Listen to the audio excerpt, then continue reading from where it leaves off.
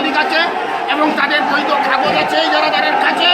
তাই আমাদের এই ব্যবসায়ী ভাইদেরকে না জানিয়ে বিনা নোটিশে হঠাৎ করে কে বা কারা ডিসি সাহেবকে এবং সংশ্লিষ্ট কর্তৃপক্ষকে তারা কিভাবে তারা ইনফরমেশন দিয়ে আমাদেরকে না জানিয়ে আগামীকালকে যে ইজারার যে পায়তারা চালিয়ে যাচ্ছে এই শ্রমিকের অনুরোধ এবং আমরাও কানাইঘাটবাসীর পক্ষ থেকে আপনারা প্রশাসনের কাছে ডিসি মহোদয় সহ ঊর্ধ্বতন কর্তৃপক্ষ এবং বাংলাদেশ সরকারের জননী আমাদের জননেত্রী আমাদের মা শেখ হাসিনার কাছে এই শ্রমিকের পক্ষ থেকে কানাইঘাট তথা আওয়ামী লীগের পক্ষ থেকে যুব সমাজের পক্ষ থেকে আমি অনুরোধ করব আগামীকালকে এই প্রক্রিয়া নিলাম প্রক্রিয়াকে বাতিল করে আমরা যারা বৈধভাবে এই পাথরের মালিক আছি সেই মালিকরাই তাদের কাছে সংযোগ হোক এবং ডিসি সাহেবকে ইতিমধ্যে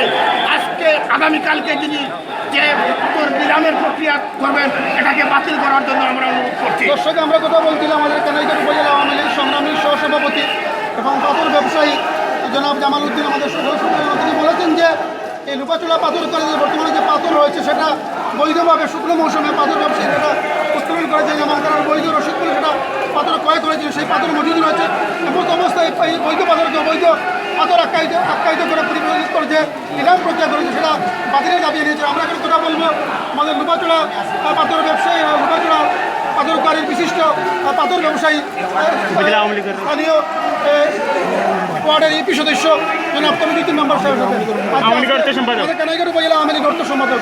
আজকে যে আপনারা এখানে শত শত আমরা দেখি হাজার হাজার পাথর শ্রমিক ব্যবসায়ীরা বিক্ষোভ মিছিল করেছেন, আপনারা কেন করছেন?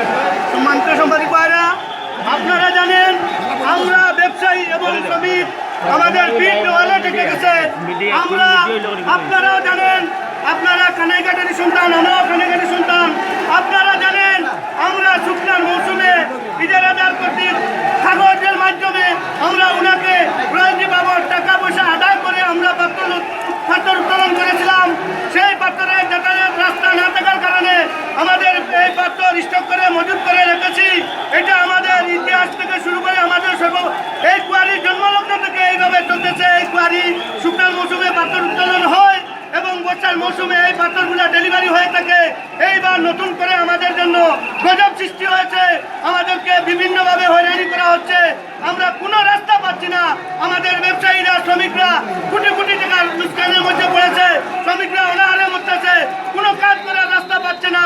প্রশাসন যাই আমাদের এই বডিগুলা ভাঙতেছে, আমাদের বেল কাটতেছে, আমাদের শ্রমিকদের মারধর করতেছে। আমরা কি এই মাল অবৈধভাবে করেছি? আমি প্রশাসনের কাছে একটি প্রশ্ন, আমাদের এই পাথর যদি অবৈধ হয়ে থাকে তাহলে এই পাথর তো 1 দিন 2 দিন 5 দিন 10 দিনে উঠে নাই। এই পাথরটি 6 মাসে উঠেছে, এই পাথরটি 6 মাসে স্টক হয়েছে। আজকে হঠাৎ করে আমাদের এই পাথরগুলো অবৈধ হয় কিভাবে? আজকে দেখেন আমাদের কোটি কোটি টাকার পাথর, শত কোটি টাকার পাথর। প্রশাসন যাইয়া হঠাৎ করে আমাদেরকে কোনো নোটিশ এবং আমাদেরকে কোনো অবগত না করে, কিন্তু আমাদেরকে অবগত না করে হঠাৎ করে 3 দিনের ভিতরে সিদ্ধান্ত নিয়ে আমাদের এই পাথরগুলা অবৈধভাবে নিলামের জন্য প্রস্তুতি নিয়েছে। আমাদের ব্যবসায়ীরা রাস্তায় নেমে যাবে, আমাদের শ্রমিকরা কোথায় যাবে? আমরা জীবনে শুনি নাই কুয়ারির মধ্যে পরিবেশ দেয়া পাথর জব্দ করেছে। এই কুয়ারিতে যদি সব পরিবেশ দেয়া পাথর জব্দ করে থাকে তাহলে এই পাথরগুলা মানুষ কোথায় রাখবে? একটি জায়গা নির্ধারণ করে দেওয়া হোক প্রশাসনের পক্ষ থেকে। আমরা এই পাথরগুলো অবৈধ রাখলাম কিভাবে? জন্মলগ্ন থেকে এই পাথর আমরা এইভাবে মজুত করে আসছি, কেউ অবৈধ বলে নাই। এখন হঠাৎ করে এইভাবে আমাদের পাথরগুলা অবৈধ হয় কিভাবে? এই জন্য আমাদের আজকে শত শত শ্রমিক ব্যবসায়ী সবাই আসছে।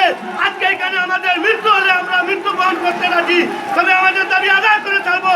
আমরা যদি অবৈধ হয়ে থাকি তাহলে নইলে আমাদের পাথর অবৈধভাবে নিলাম হবে কেন তারই জবাব দিয়ে যাবো ইনশাল্লাহ। দর্শক আমরা কথা বলছিলাম আমাদের বিশিষ্ট পাথর তমিজুদ্দিন, উনি কথা তুলে ধরার জন্য বলেছেন যে সমস্ত পুঁজি কাটিয়ে ব্যবসায়ীরা শুকনো মৌসুমে নিজেদের কাছ থেকে বৈধ রসিদগুলি পাথর ক্রয় করেছিলেন।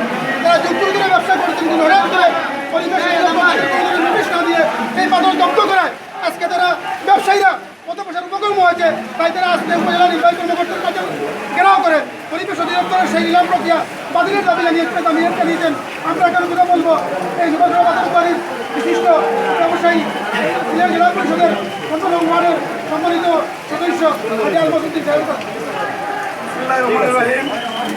প্রিয় ভাইরা, খানাইঘাটবাসী এবং প্রিন্ট মিডিয়ার আমি সবাইকে আন্তরিকভাবে সালাম জানাই। আসসালামু আলাইকুম।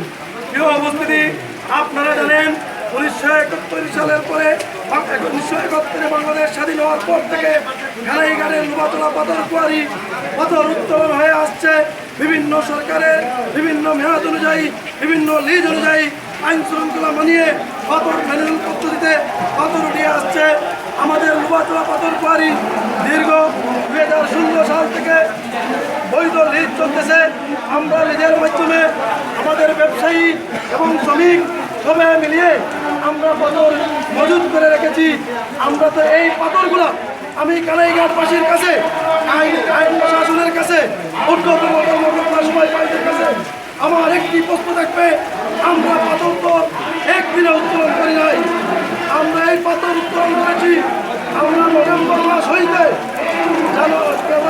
এপ্রিল পর্যন্ত আমরা এই পাথর মজুত করে রেখেছি। সেটা যদি অবৈধ হতো তাহলে কেন প্রশাসন আমাদেরকে বন্ধ করলো না? কেন সব আইন মেনে, পরিবেশ মেনে আমরা পাথর মজুত করেছি।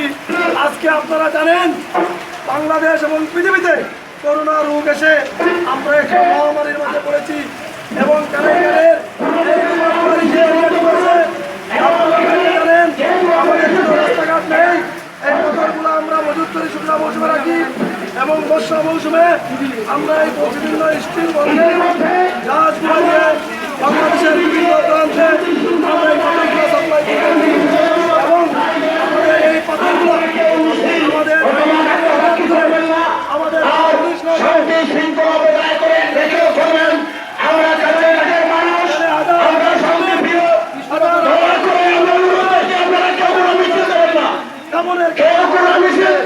আজকে মিছিল দিতে আসছে প্রশাসনকে জানাই আমরা কোথায় যাবো? আমার একটি প্রশ্ন প্রশাসনের কাছে, এই ছবিগুলার আপনারা কনের ব্যবস্থা করে দিয়ে যেদিকে চান সেদিকে ঢেলে দেন।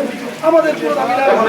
আমরা কথা বলছিলাম আমাদের জেলা পরিষদের 15 নম্বরের সম্মানিত সদস্য হাজি আল মসজিদ ওনার কুপের কথা তুলে ধরেছেন। উনি বলছেন যে লোবাতলা কোয়ারিতে যুগ যুগ ধরে বৈধভাবে ব্যবসায়ীরা পাথর উত্তোলন করে থাকেন এবং সেটা বর্ষা মৌসুমে নৌ